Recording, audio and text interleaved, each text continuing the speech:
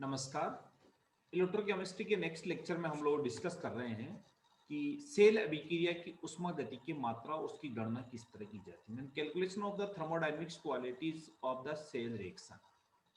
तो सबसे पहले हम बात करते हैं गिब्स ऊर्जा और सेल विभव। गिब्स एनर्जी और सेल पोटेंशियल में क्या क्या डिफरेंस है और क्या रिलेशनशिप है। एक उत्क्रमणिक गैल्विन सेल में यदि अत्यंत सूक्ष्म विद्युत धारा प्राप्त होती है तो सेल की अधिकतम विद्युत कार्य संपन्न करवाया जाता है। एक निश्चित ताप और दाब पर विद्युत कार्य सेल द्वारा प्राप्त विद्युत धारा की मात्रा और सेल की विद्युत वाहक बल के गुणनफल के समानुपाती होता है, गुणनफल के बराबर होता है। माना कि एक सेल अभिक्रिया में n ग्राम तुल्यांक अभिकारक उत्पाद में परिवर्तित होते हैं तथार्थ एक इलेक्ट्रॉन पर मुक्त हुई अथवा अवशोषित हुए इलेक्ट्रॉन की संख्या n है तो कुल प्रवाहित धारा की मात्रा NF इक्वल टू ये कि सेल की विद्युत वाहक बल E है तो विद्युत कार्य कितना हो गया NEFE के बराबर हो गया। चूंकि ये विद्युत कार्य गिब्स ऊर्जा द्वारा परिभाषित किया जाता है अर्थात गिब्स फ्री एनर्जी में वे होने पर होता है अतः मुक्त ऊर्जा में कमी किए गए विद्युत कार्य के बराबर होती है delta G equal to NFE। जैसे कि हम जानते हैं कि सतह अभिक्रियाओं में के लिए मान ऋणात्मक होता है अतः इन अभिक्रियाओं द्वारा उत्पन्न विद्युत वाहक बल धनात्मक होगा। जिन अभिक्रियाओं में मानक धनात्मक होता है वह असतह अभिक्रियाएं होती हैं अतः इन अभिक्रियाओं द्वारा उत्पन्न विद्युत वाहक बल ऋणात्मक होगा। उसकी सेल अभिक्रिया सतह नहीं होगी। समयावस्था पर सेल का विद्युत वाहक बल शून्य होता है। सतह प्रक्रम में डेल्टा जी की वैल्यू ऋणात्मक होती है, ई की वैल्यू धनात्मक होती है। असतह पर अभिक्रिया हो रही है तो धनात्मक और ऋणात्मक उल्टा हो जाएगा जस्ट। और प्रक्रम अगर साम्यावस्था में है तो दोनों की वैल्यू क्या होगी शून्य होगी। मुक्त ऊर्जा और विद्युत ऊर्जा और अन्य फंक्शंस में क्या रिलेशनशिप है। सेल की विद्युत वाहक बल को अन्य उष्मागति के फलक जैसे एंथैल्पी परिवर्तन एंट्रोपी परिवर्तन आदि ज्ञात करने के उपयोग में लाया जाता है। उष्मागतिकी में गिब्स हेल्महोल्ट्ज समीकरण द्वारा एक महत्वपूर्ण समीकरण है जो कि इस प्रकार व्यक्त किया जाता है। Delta G equal to H plus T delta G zero upon delta T with respect to p. Delta G is equal to delta H plus T delta G upon dt with respect to p. Minus delta ji minus H स्थिर ताप पर किसी तंत्र की मुक्त ऊर्जा में कमी तथा एंथैल्पी में कमी है। एंथैल्पी की कमी माइनस डेल्टा एच को स्थिर दाब पर उष्मा अभिक्रिया उष्मा कहते हैं। NFE is equal to minus delta H minus T delta NFE upon delta NFE upon dt with respect to p. NFE is equal to minus delta H minus NTF with delta E upon dt with respect to P। अर्थात delta E मतलब E की value जो होती है minus delta H upon NF plus T delta E upon T P के बराबर होगी। यहाँ DE अपॉन DTP स्थिर दाब पर विद्युत वाहक बल का ताप गुणांक है। इस समीकरण से स्पष्ट है कि सेल का E उसके गुणांक के मान से ज्ञात हो तो सेल का हम ज्ञात विद्युत वाहक बल ज्ञात कर सकते हैं।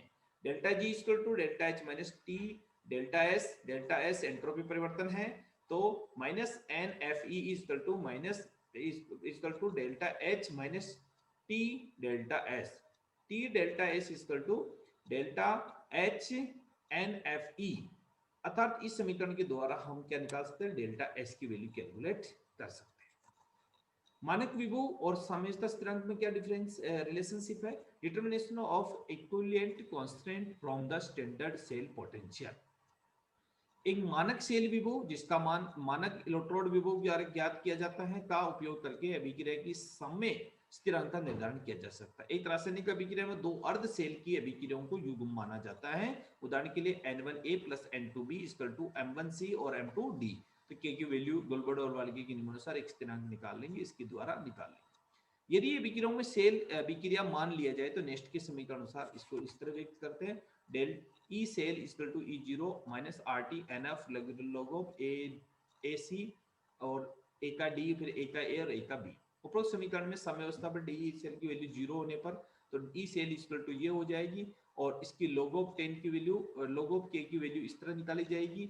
और अभिक्रिया में राइट माइनस लेफ्ट करेंगे, हम राइट माइनस लेफ्ट करेंगे तो इलेक्ट्रॉन विभव की मान हम इसके द्वारा ये इसकी वैल्यू होगी, इसकी वैल्यू ज्ञात की जा सकती है। ध्रुवण अति विभव और हाइड्रोजन अति voltage polarisation overpotential and hydrogen overvoltage. तो पहले बात करें ध्रुवणता।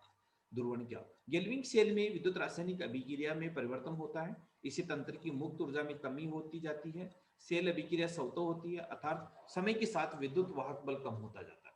उत्क्रमणी सेल के अनुसार विद्युत कार्य जो होता है वह मुक्त ऊर्जा में कमी के बराबर होता है, अर्थात minus delta G equal to G Z E F. अर्थात अगर सेल में उत्क्रमणीय रूप से कार्य करने के लिए जो विद्युत ऊर्जा उपलब्ध होती है वो मुक्त ऊर्जा में कमी के बराबर होती है, अर्थात minus delta G equal to इसके अंतर के बराबर होती है। ऐसी स्थिति में उत्क्रमणी सेल में विद्युत अपघटन के लिए जो विभवांतर होगा वो उत्क्रमणी विद्युत वाहक बल से अधिक होगा।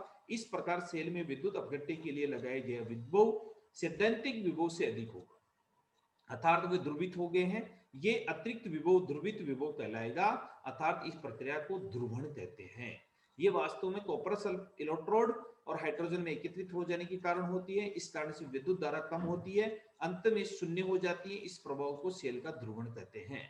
तनु सल्फ्यूरिक अम्ल में रखे गए इलेक्ट्रोड के बीच में धारा पर हाइड्रोजन इलेक्ट्रोड पर और ऑक्सीजन एनोड पर निकलती रहती है। जैसे H2SO4 equal to H2SO4 equal to 2H plus SO4 minus 2SO4 H2O, इस तरह से ये हम सेल रिएक्शन देखते हैं।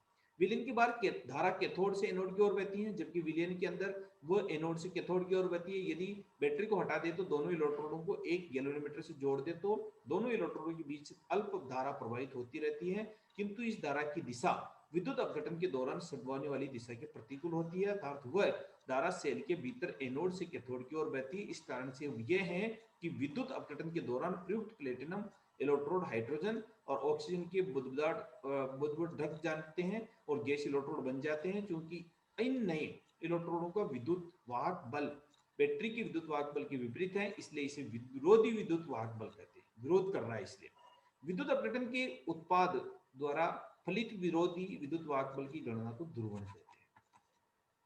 ध्रुवण को प्रदर्शित करने के लिए एक साधारण सेल में दोनों इलेक्ट्रोडों को एक विद्युत घंटी से जोड़ देते हैं। ये कार्य से जब सेल कार्य करेगा तो घंटी बज जाएगी और धीरे धीरे आवाज कम होती जाती है और सेल बंद हो जाता है। इसका कारण है कि सेल का पूर्ण ध्रुवण होने पर आवाज बिल्कुल बंद हो जाती है। सांद्रता ध्रुवण विद्युत अपघटन की उत्क्रमणीय आयनों को हटना जिस डिफरेंस से बोलते हैं। अगर विलयन को अच्छी तरह से जोर नहीं हिलाते हैं तो इलेक्ट्रोड के चारों ओर आयनों की सांद्रता अलग अलग होती है। इसका सांद्रता में परिवर्तन को एक नई प्रकार में विरुद्ध दिशा में सेल बन जाता है। इस प्रकार के ध्रुवण को सांद्रता ध्रुवण कहते हैं। ध्रुवण को हटाने के तरीके यांत्रिक विधि द्वारा इलेक्ट्रोड पर जमी हुई हाइड्रोजन को ब्रश से साफ कर लेते हैं। दूसरा विद्युत रासायनिक विधि, सेल में दो ऐसे विलयन काम में लेंगे होंगे जिससे निकली हुई हाइड्रोजन दूसरे विलयन के धातु आयनों के संपर्क में आए या ऐसी गैस निकले जो ध्रुवण नहीं करे, इसे बुनसन सेल उसका उदाहरण देखने को मिलता है। रासायनिक अभिक्रिया विधि, सेल की ध्रुवणता किसी प्रबल ऑक्सीकारक पदार्थ को काम में लेकर भी कम की जा सकती है, जैसे क्रोमिक अम्ल, नाइट्रिक अम्ल, मैग्नीज डाइऑक्साइड। ये हाइड्रोजन को जल में परिवर्तित कर देते हैं, H2 प्लस H2 अर्थात वे पदार्थ जो ध्रुवण को पूर्णतः और आंशिक रूप से कम करते हैं उन्हें विद्रव्य पदार्थ कहते हैं। उदाहरण के लेक्लांसी सेल विद्रव्य पदार्थ के रूप में कार्य करता है। एक आती है अवर वोल्टेज माने अवर पोटेंशियल या अधिक वोल्टता। किसी सेल की विद्युत वाहक बल के बराबर या थोड़ी मात्रा में अधिक विद्युत वाहक बल लगाने पर सेल अभिक्रिया उत्क्रमणीय हो जाती है। लेकिन वास्तव में ये देखा गया है कि सेल अभिक्रिया में उत्क्रमण करने के लिए विरुद्ध वोल्टेज या विद्युत वाहक बल का मान बहुत अधिक लगाना पड़ता है। किसी अम्ल के विलयन में विद्युत अपघटन के लिए वांछनीय वोल्टता एक वायुमंडलीय एक हाइड्रोजन के साथ होने वाली उत्क्रमणीय सेल के विद्युत वाहक बल के बराबर होती है। किंतु ये देखा गया है कि प्रक्षेपित अपघटन वोल्टता सैद्धांतिक मान से सदा अधिक होती है। उदाहरण के लिए Pt H2 1 वायुमंडलीय दाब HCl और इसके बराबर होती है। तब वोल्टता 1.12 वोल्ट और अगर विरुद्ध वोल्टता 1.12 वोल्ट से थोड़ा अधिक लगाए तो सेल अभिक्रिया उत्क्रमित हो जाएगी तथा वो निकलना प्रारंभ हो जाएगा। लेकिन वास्तव में ये सही नहीं है, इसके विरुद्ध 1.72 वोल्ट की आवश्यकता होती है, जबकि गैल्वेनिक सैद्धांतिक मान 1.12 वोल्ट है। अतः उत्क्रमणीय सेल अभिक्रिया के लिए 0.60 वोल्टता की और अधिक आवश्यकता होती है। यह अधिक वोल्टता है। इसकी व्याख्या इस तथ्य के आधार पर की जा सकती है कि एक अल्प धारा का प्रवाह होने पर अपेक्षाकृत अधिक ध्रुवण होगा, जो संभवतः इलेक्ट्रोड की प्रकृति पर निर्भर करता है। इसी प्रकार से तनु अम्ल के विद्युत अपघटन के लिए प्लेटिनम और शीशे के इलेक्ट्रोड के साथ 1.7 और 2.2 वोल्ट धारा की आवश्यकता होती है। ये सैद्धांतिक मान केवल 1.23 होता है। अतः ये अधिक वोल्टता से जो सेल की उत्क्रमण अभिक्रिया में होने उससे वोल्टता से लगाया जाता है, उसे अधिक वोल्टता कहलाती है। अतः जिस वोल्टता पर कोई गैस विद्युत अपघटन के दौरान वास्तव में मुक्त होती है, जिस सैद्धांतिक मान पर उसे मुक्त होना चाहिए, उसके अंतर को अधिक वोल्टता कहते हैं। इस अधिक वोल्टता को, जिसको बबल ओवर वोल्टेज भी कहते हैं, क्योंकि इसमें बिंदु बुलबुले निकलना शुरू हो जाते हैं। अब आती है हाइड्रोजन अधिक वोल्टता।